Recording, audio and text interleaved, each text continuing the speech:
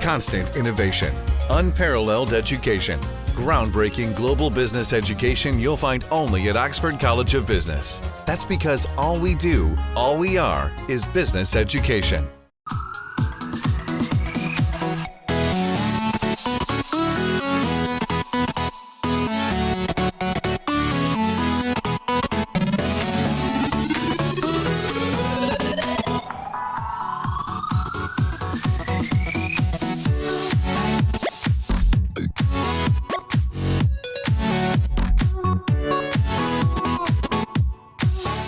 Joining us today to speak on the current developments of the Sri Lankan Airlines and its future is a special guest.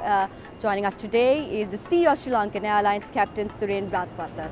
Thank you, sir, for joining us today. Good morning, Catherine. First of all, we would like to say that it's a pleasure having you with us. And first question that we would like to ask you is, we know that Sri Lankan Airlines is going through a restructuring process internally as well as a company or as a group. How's the progress going so far and what are the developments? We have started on our restructuring program. However, we need a lot of approvals from the government of Sri Lanka, who is the primary shareholder of the airline, before we can engage fully in the process. That is ongoing, and we are seeking approval from both our line ministry and the cabinet to implement the more serious restructuring. But one of the things that you all have raised concerns regarding Sri Lankan Airlines is in terms of it cannot depend on transport activities alone. There should be other areas as well to support the losses. Could we speak a bit about on that issue? Yes, our revenues at air transport level are very good. In fact, we've had an excellent month in August, one of our best months ever, which is very positive. However, we have a cost problem. We need to address the cost issues of the airline urgently. And as you quite rightly say, most airline groups in our part of the world rely on cross-subsidies from ground handling, catering, engineering, and other parts of the business to support the core air transport industry. For example, most of the Middle East carriers have monopolies on both ground handling and catering at their home airports, which help them progress and grow their business. In much the same way, we at Sri Lankan are firm believers in the fact that our engineering, the hangar where you are now, our catering and our ground handling arms are necessary in order to protect the bottom line of the national carrier.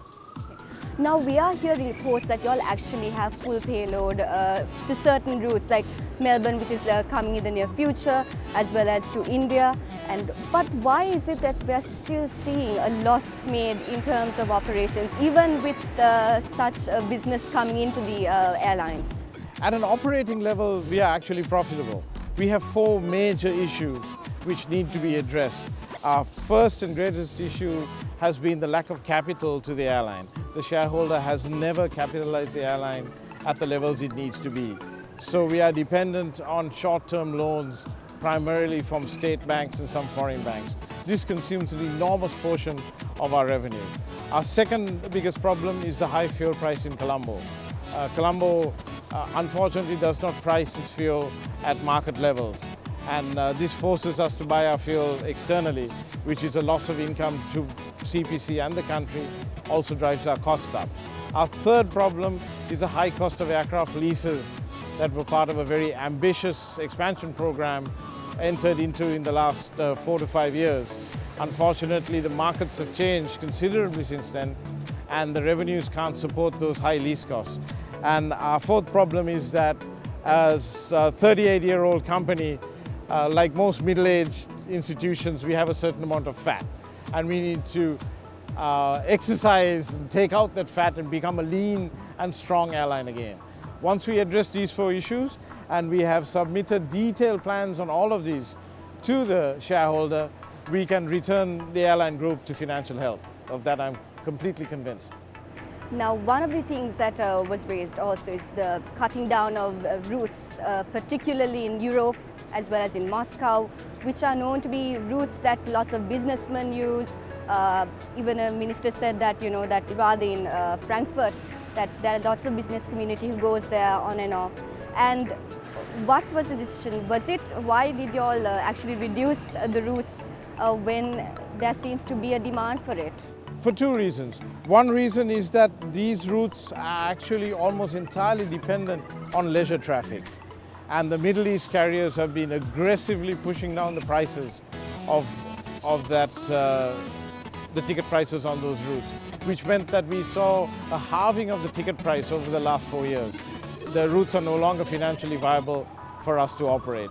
And our second point is that they are so seasonal. In the peak season to Europe, yes, we made money, but that was only 4 months of the year. The remaining 8 months of the year, we lost money. If we were able to have a charter or seasonal type of operation, then yes, we can continue to operate to Europe. But in our present mainline scheduled service, Europe is not a viable destination at the moment. Now, one thing is now Chinese Eastern Airline, they're actually starting a 7 times a week air service for Sri Lanka and to China in the coming, I think by the end of this year. Does Sri Lankan Airline have any plans on actually catering to the Chinese market? Oh, absolutely. We have a very large presence in China. We have daily flights to Guangzhou or Canton. We have 4 times a week to Beijing and Shanghai, and we have a 3 times a week service to Kunming. Beijing, Shanghai and Canton are doing extremely well, and in fact we are constantly asking the Chinese government for more slots to Beijing and Shanghai, but at the moment we are restricted by our slots. Canton and Hong Kong are new non-stop destinations for us. We are very positive about them and they're growing rapidly, so definitely China is very much on our target as a very important market. Now, you all are planning on, one of the strategies that you all are using is making this a regional hub as Sri Lankan Airlines. So that is where you are structured yourself. How is this exactly going to work out, and how did this come about, and why did you all go for that approach? The primary reason this came about is frankly the competition from the Middle Eastern airlines. As you would have noticed, the European airlines no longer fly to Sri Lanka because the competition from the Middle Eastern airlines is far too intense. So our profitable routes are all in this region. In no particular order, Malé, Delhi, Mumbai, Chennai, Bangalore and Dhaka are among our most profitable routes. And we want to concentrate on those, concentrate on our strengths, which is very strong brand loyalty in this region, a very good regional hub and geographical location, and an excellent reputation for customer service. We want to use that and concentrate on this area before it's too late. Because just as the Gulf carriers have grown exponentially and managed to put so much capacity on the Europe to Asia routes that we can no longer compete with them, if we don't capitalize on the regional routes, we will find that new competition will come in.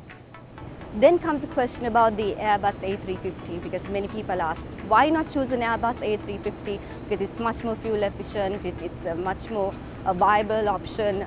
Some reports say that it is, compared to the ones that are currently there. Why go for that option? That's a good question. I'll show you what we have now. This is what we call an Airbus A330-200. These are a little older airplanes. We have 6 of those in our fleet. They are very fuel efficient and they are very well priced.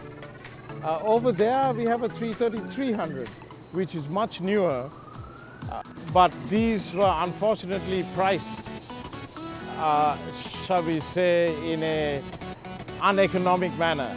So operating that airplane on most routes, I lose money. This, on the other hand, is a 320, which is what we call a narrow body airplane, and I need more of those. I have 12 of these. I could use another 5 or 6 quite easily, because this is the perfect airplane for our route structure. It can fly up to 5 hours. This particular airplane is brand new. It's very comfortable. It has Wi-Fi capabilities. You have internet and phone calls on board.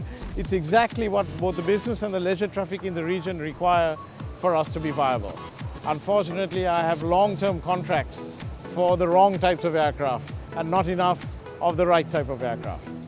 Which leads me to my next question, because you mentioned about taking operationally, about getting the suitable, necessary OKs from the government sector in order to implement certain projects that the Sri Lankan Airlines would have in mind. And it's actually putting a lot of pressure in terms of taking decision making. What are your comments on that? Because this is also mentioned by the chairman on the annual report as well, that this is one concern that probably the losses are being seen. What are your comments on that? Absolutely. Aviation is a fast-moving business. The management team have to be able to make decisions as they occur in order to capitalize on the markets. And particularly on big-ticket items like aircraft, when we are offered an aircraft that is suitable for us, we at the most have 4 to 6 weeks to decide on that aircraft. Unfortunately, the approval process takes 6 months. So it means that I cannot acquire any new aircraft. Coming back to your question on the 350, which I actually forgot to answer. The 350s were ordered at a time when fuel was $100 a barrel. Currently it's less than 50. And the fuel efficiency of the 350, which is very desirable, is unfortunately offset by the high capital cost of acquisition. Now that airplane cost me more than I can afford to pay. A 350 costs another 40% on top of that. I cannot charge more for a seat because it's a 350. Quite frankly, passengers don't care. They just want a comfortable seat, a good meal, and a movie to watch. And they really don't care what the aircraft is. Unfortunately, the bottom line of the airline is affected when we have brand new and expensive aircraft that cannot be reflected in our ticket prices. The next question I'd like to ask is now, certain media reports spoke about the billions of losses that the airline has been experiencing, and one of the issues that were brought up is actually the salaries that are given to the upper management, putting a lot of pressure on further gathering up the loss. What are your comments on that? Remember, we are working in an industry that is possibly the highest revenue earner in this country. This financial year, Sri Lankan Airlines is on stream to have revenues of approximately $900 million. That's a lot of money, essentially. And generally, the chief officer's compensation is a function of revenue. So when you look at it from that point of view, actually the cost of the chief officer of this company, there's only 4 of us, are relatively low. Yes, we do have a cost problem. Salaries and staff costs account for 17% of our revenue, which is too great. We need to bring that down to a more manageable 13 or so %. But in order to do that, we have to do some significant restructuring. And you'll find in that 17%, the so-called inflated salaries of the chief officers is a very, very small portion. I could tell you where the salaries actually go, but that's divulging confidential information, and I'm not comfortable doing that. So, as the CEO, what would you say is the main areas that you could actually cut costs in terms of trying to balance everything out? The same 4 items I talked about. Yes. We need to address all 4 of them. We can't address just 1 or 2. So the airline has to be capitalized adequately. There was an undertaking from the cabinet of Sri Lanka in 2015 to take out the loans and assure us with sufficient capital. And if we are a debt-free organization, given our revenues, we will be able to do the equity infusions we need to return the aircraft profitability. Unfortunately, in order to do so, we have to be able to have quick, decisive decision making. And in the present context, I'm not criticizing the process, it just takes too long.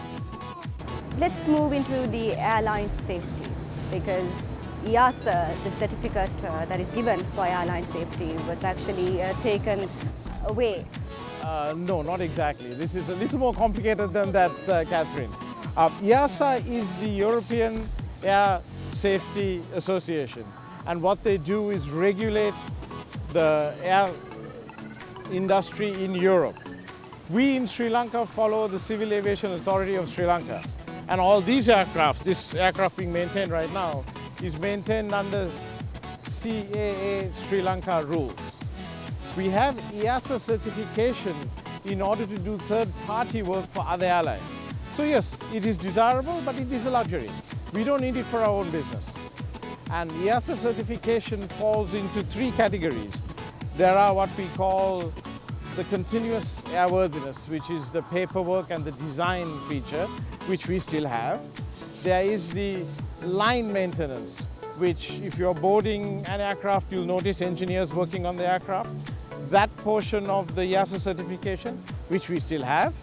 And then there is the base maintenance, which is the hangars.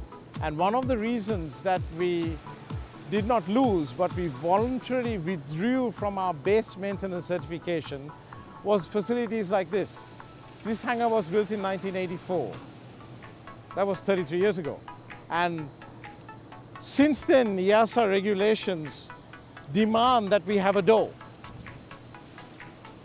Putting a door onto this hangar now costs about $1 million. It's not money that we have. So we have voluntarily withdrawn EASA certification for base maintenance, one of the three parts of it, in order to give us time to do the structural and investment requirements to bring us back. So this is a temporary withdrawal. We expect to have 145 certification for our other hangar, which has a door and which is ready before the end of this year. And then given my approval process, it will probably take at least 6 months to get a door for this if I'm lucky. So it'll take that long to get 145 back for this hangar and base maintenance. So which means the maintenance of the other planes apart from Sri Lankan Airlines carrier, where are they now being maintained? We are doing all our maintenance here because these airplanes are registered in Sri Lanka. Okay. The only time we need EASA is when we do third-party work, for example, for Indigo, which is one of our customers. So the next Indigo aircraft is due here in about November. And by then we expect to have EASA back. My Chief Technical Officer, Derana, will give you more details. All right. Now let's talk about the future of the airlines. Now the government has decided to restructure the airline by bringing the PPP, or public-private partnership. How is the airline preparing for this? Sri Lankan Airlines, are you preparing for it? Are there structures being put in place? The only involvement we have, Catherine, is at the due diligence process, when any potential partner comes in and looks at our books and our structures. We've done that with one. I'm told another due diligence process is imminent with another possible partner, but so far at the moment there's nothing going on. So there is no certain Japanese party or no development? I have read the same reports that you have, and I have no more information than you do. Okay. So now should the government bring in a strategic partner, let's say, into the Sri Lankan Airlines brand, and you all are now going into the regional sector, will you all then shift your focus to other things or go beyond regional, if ever the case, and are we prepared to do so when that time comes? Yes, we are not strictly a regional airline. London is a very good route for us, but London is not a seasonal route. It's all year round and it has a lot of business class traffic, which is where we make our money. Again, Tokyo, we've been operating in Tokyo for a long time. It's a profitable route. We're happy to stay with that. And that also applies to Shanghai and to Beijing. Our new long-haul destination, which is opening at the end of October, is Melbourne. And Melbourne, in many ways, is very similar to London. A very strong Sri Lankan community, a year-round traffic, and we expect it in time to be as lucrative as London is for us. But other than that, we see no new long-haul routes coming into play in the near future. We will continue to expand regionally because we are essentially a SAARC carrier. India, the Maldives, Pakistan, Bangladesh, that is our core traffic. That is where we are dominant and we are one of the market leaders. Now back in 2008, I mean, there was a fallout with Emirates, who was a partner at the time and actually had a lot of positive influence on the brand itself. How can we ensure that should a partner like that, or even better, come along, that both parties can actually maintain sustainable future for the growth, if I may ask? Yes, I think both the airline and any external parties learned a lot from the Emirates partnership, and it really comes down to having an equity stake in the airline and having management control. Because in Emirates' time, management control was with the executives, and they were able to move fast and do what needed to be done to make the airline profitable. Unfortunately, since then that has eroded. And before any partner comes in, I'm sure the partners themselves are aware of this fact, they would make absolutely sure that they had sufficient equity and sufficient levels of oversight where they could run the company as a private enterprise corporate governance demands. Another relationship that is also important is also between the Sri Lankan government as well as the airline, which at this moment is there needs to be a necessary consensus or a common platform where processes can be much more efficient. What would you say about that? I believe the board of directors should be in charge of running the airline. At the end of the day, we need to function in such a way. If we have to seek higher approvals further up the tree because of our shareholding, it changes the entire structure and it makes it very difficult to run a commercial company. Then we become something else. Okay, thank you for joining us. Thank you, That's all Kathy. I have. Thank you. Pleasure. Thank you for coming all the way. Thank you, gentlemen.